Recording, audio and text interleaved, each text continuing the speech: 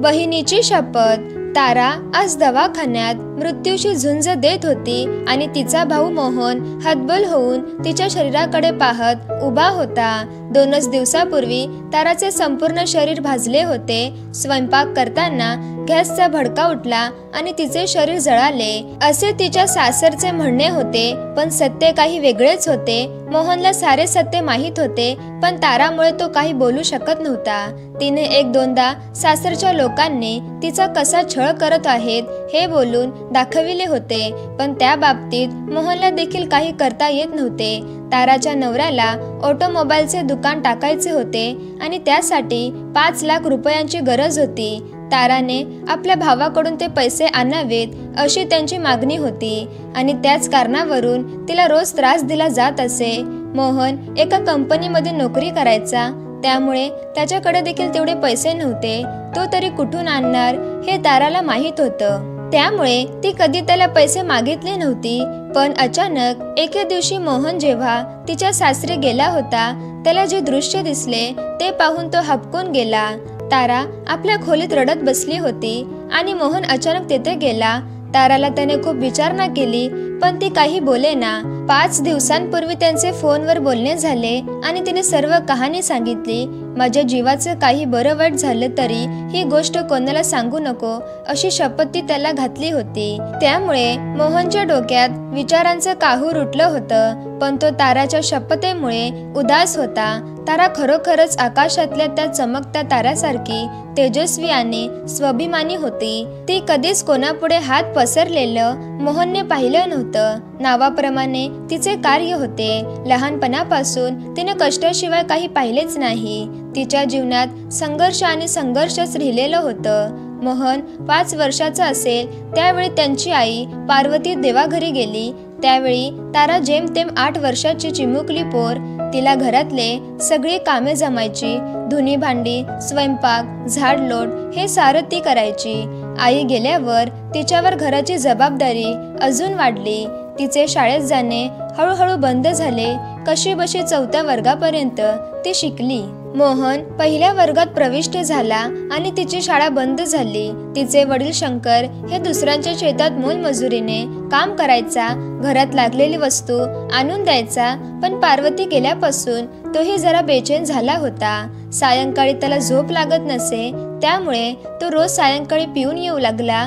मनातल्या मनात तो कुढत होता. त्याचेही वय ते किती, 35च्या वयाचा शंकर तो पार्वतीच्या विचाराने रात्रभर जागे राहायचा. त्याच्या काही मित्रांनी त्याला दुसरे लग्न करण्याचे सुचविले. तो यावर खूप विचार केला. पुढील दिवस सहचारी विना राहणे शक्य नाही, म्हणून त्याने दुसरे लग्न केले. गावातीलच सुंदरा नावाची मुलगी, जिचे एक लग्न होऊन मोडले होते, तिच्यासोबत एक नवा संसार सुरू झाला.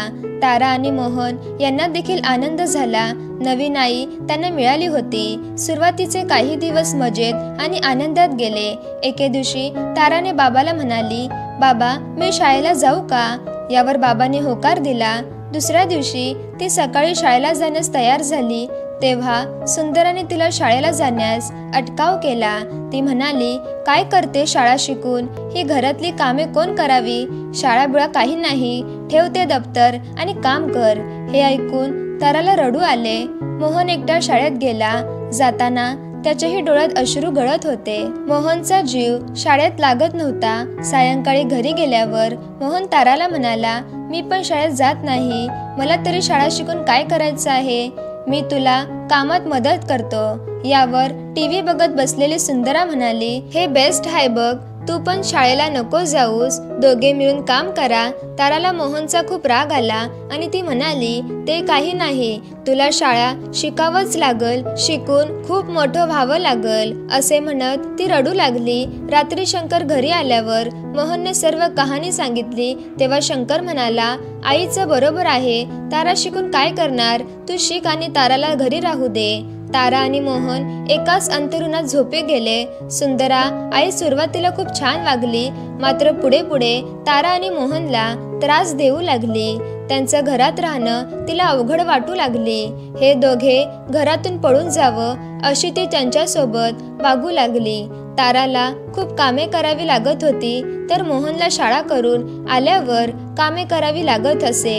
आपल्या आईच्या आठवणीत ते दोघे खूप रडायचे। शंकर समोर सुंदरा चांगली वागायची आणि माघारी मात्र छळ करायची। चंद्रकोराप्रमाणे दोघेही वाढत होते। तारा उपवर झाली होती, त्यामुळे एकदाचे तिचे लग्न लावून द्यावे असा विचार सुंदराच्या मनात घोळतच होते। जवळच्या गावातील तिच्या ओळखीच्या एका घरातील पाहुणे बघायला आले आणि ताराला पसंत देखील केले। मोहन त्यावेळी 5व्या वर्गात शिकायला होता। ज्यावेळी ताराचे लग्न ठरले, ताराचे लग्न वाजत गाजत झालं आणि येथे मोहन एकटा पडला। सुंदरा त्याला खायला देत नव्हती आणि कामे तर भरपूर सांगायची। ताराचे सर्वच काम मोहनला करावं लागू लागले, त्यामुळे शाळेकडे देखील दुर्लक्ष होऊ लागलं। मोहनला ते सारे झेपान असे झालं। तसं तो एके दिवशी ताराच्या घरी गेला, तिला सर्व कहाणी सांगितली आणि तेथे जाणार नाही व राहणार नाही असे सांगितलं। यावर तारा म्हणाली, मग कुठं राहणार? मोहन म्हणाला, तुझ्याजवळ राहतो, तू सांगेल ती कामे करतो, पण तिथं जाणार नाही। सासरच्या लोकांना ताराने कसे बसे समजावून सांगितले, तेव्हा कुठं त्यांनी मानलं। ताराचा संसार म्हणजे 10 माणसांचे कुटुंब आणि त्यात मोहन 11वा। या सर्वांचे कामे फक्त तारा एकटी करत होती। हे सारं पाहून मोहन मनोमनी दुःखी कष्टी झाला। काय हे नशीब म्हणून तो मनातल्या मनात रडू लागला। ताराचे दुःख कमी व्हावे म्हणून तिच्या सासरी तो खूप कामे करत होता, ज्यामुळे तारालाही बरे वाटत होते। एक नोकर गडी मोफत मिळाला म्हणून सासरचे सर्व मंडळी खुश होते। दिवसामागून दिवस सरकत होते। ताराच्या जीवनात 2 गोंडस मुले जन्माला आली। मोहन मामा झाला। दुःखाची पर्वा न करता तारा आणि मोहन काम करत होती आणि सुखात राहत होते। मोहन कसा बसा 10वी पास झाला आणि त्यानंतर त्याने ITI ला प्रवेश घेतला। मुळातच काम करण्याची सवय, त्यामुळे त्याला ITI मध्ये काम करताना कंटाळा आला नाही। ताराची मुलं आता शाळेला जाऊ लागली। ताराचा नवरा मेकॅनिक होता, मिळेल ते काम करत होता, पण त्याच्या अंगात एकच अवगुण होतं, ते म्हणजे आळस। त्याच्या माघारी मोहनचं त्याचं दुकान चालवायला आणि आलेला पैसा देऊन टाकायचा। कधी एक पैसा आपल्या खिशात ठेवला नाही। त्याच्या ITI मध्ये असलेल्या सोबतच्या मित्राला एका कंपनीत चांगली नोकरी मिळाली होती। त्याने मोहनला देखील घेऊन गेला।